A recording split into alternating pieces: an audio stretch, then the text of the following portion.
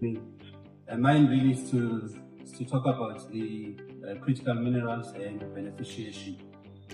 The critical minerals and metals strategy of South Africa was published last year, and it has a list of 21 minerals and metals. And as you are aware that the list has 3 categories of criticality.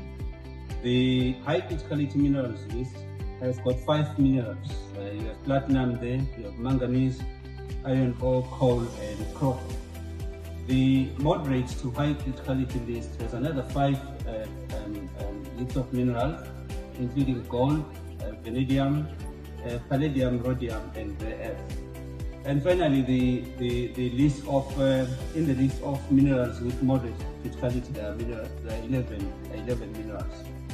So these minerals are not only just abundant in our geology as a country, they are central to the industrialization, energy security, as well as our global competitiveness as a country.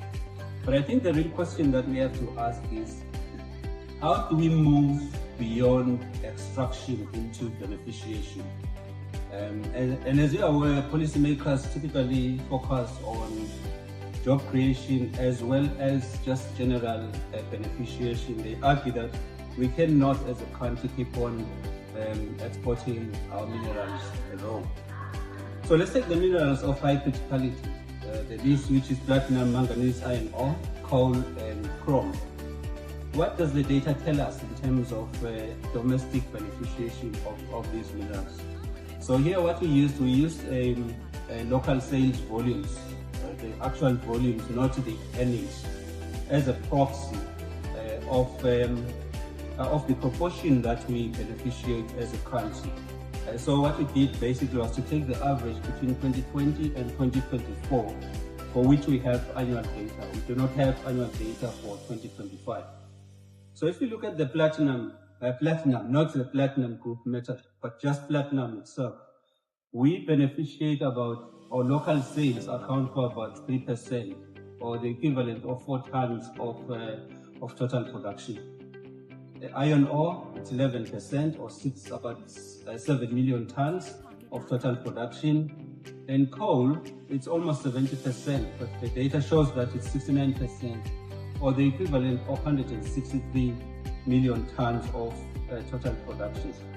I cannot for now talk about the data, the chrome data, because the data we've always been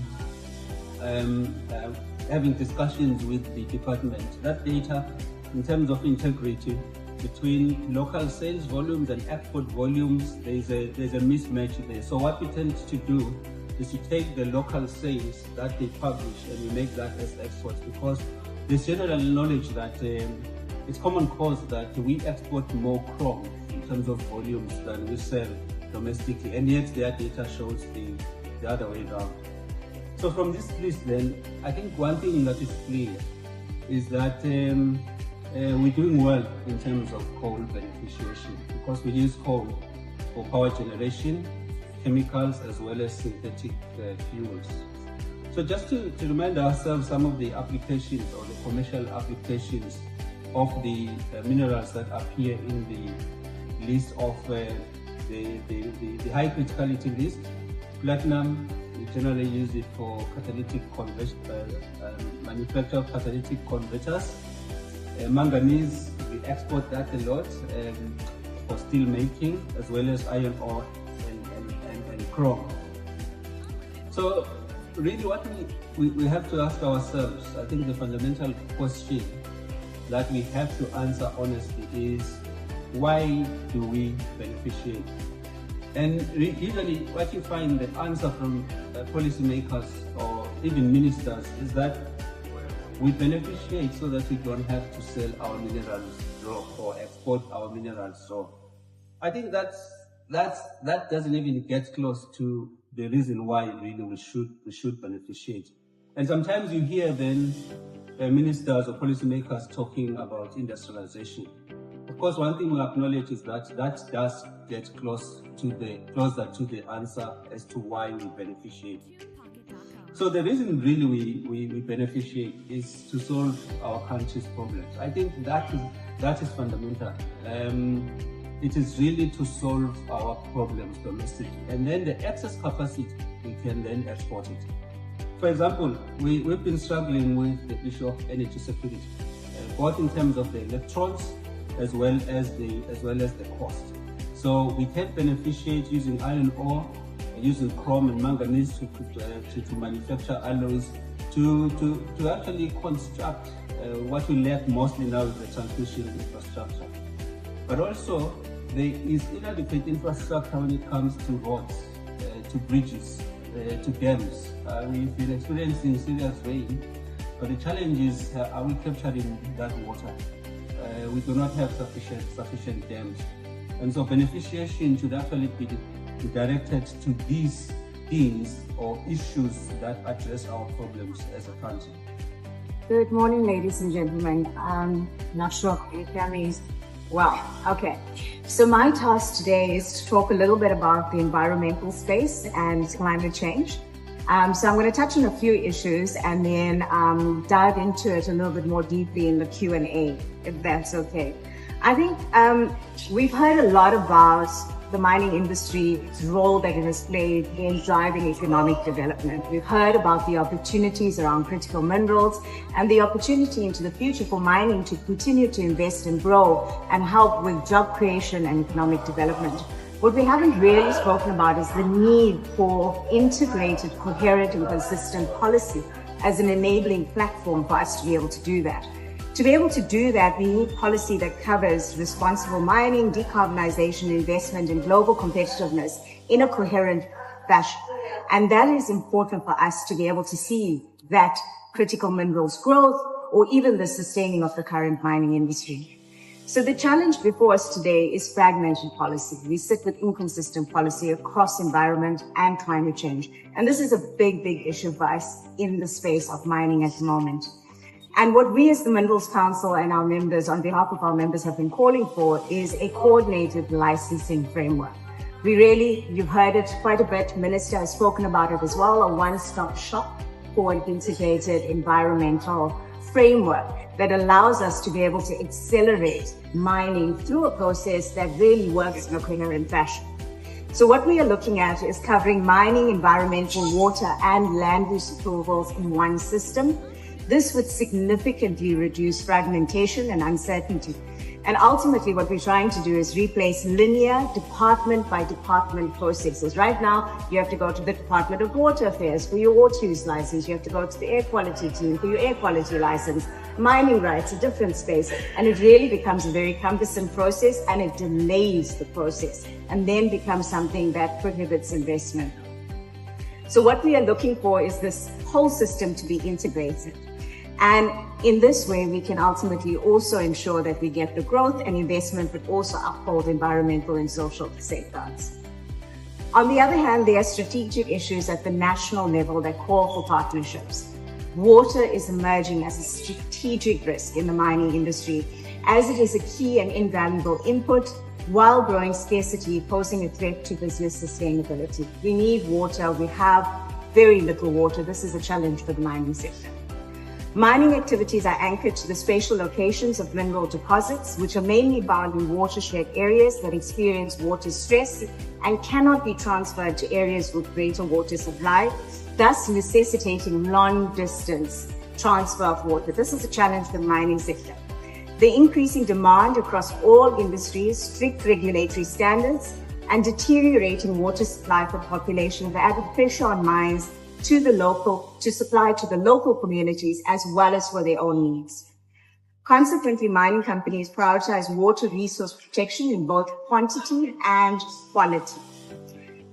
This constrains production and are increasingly compelled to intervene through cross-sectoral partnerships to stabilize and maintain water systems. In response, the mining industry has played a central role in major public-private partnerships, one of which is the Vaal Gamagara project. I'm sure you've heard of it.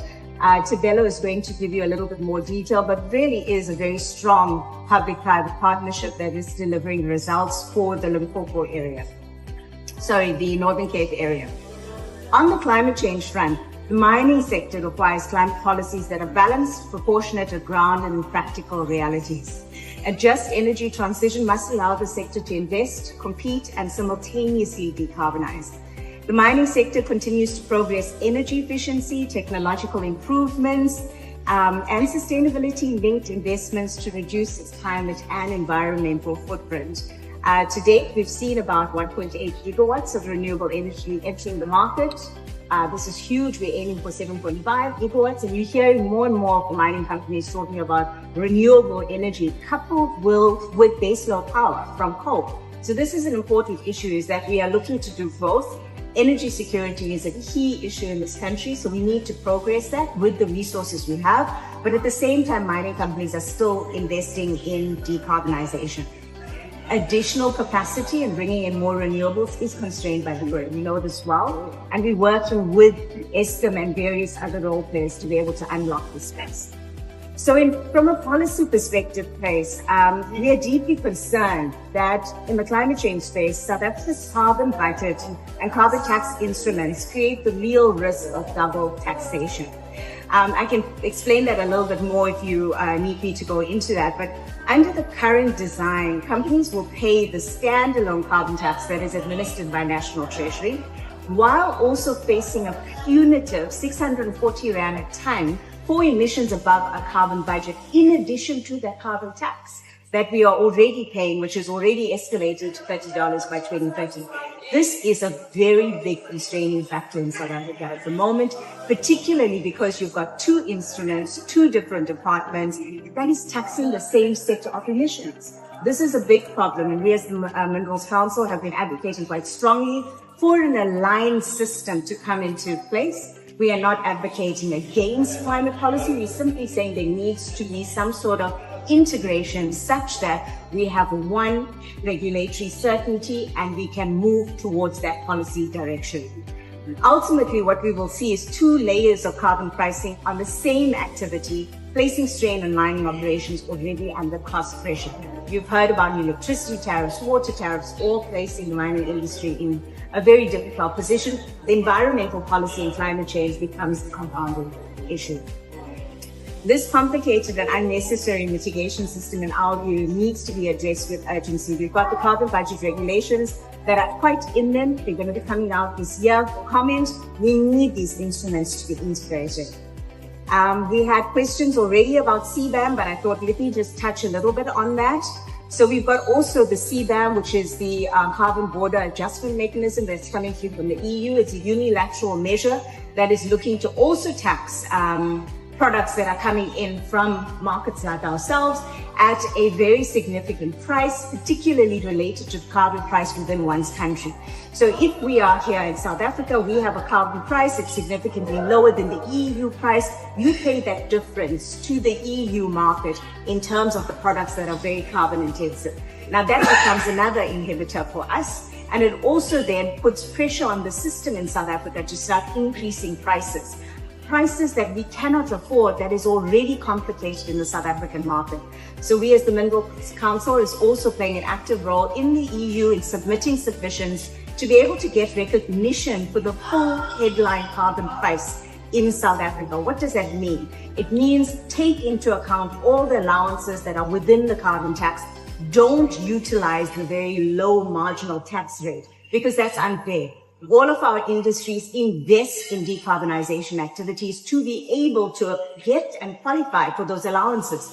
Let us get recognition for that in the EU. We are also asking for Scope 2 emissions and Eskom's big carbon intensity to be excluded from the CBAM so that we can then have a better place from a competitive perspective in that market. The EU is beginning to see the benefits in looking at different carbon pricing in different markets, particularly for developing countries. So we've seen some movement, but we really do need more movement in terms of our government negotiating with the EU to be able to find some dispensation that works. This mining endeavor is Partnerships for Growth. And so I just want to highlight 3 key projects that we in the mining industry have been involved in.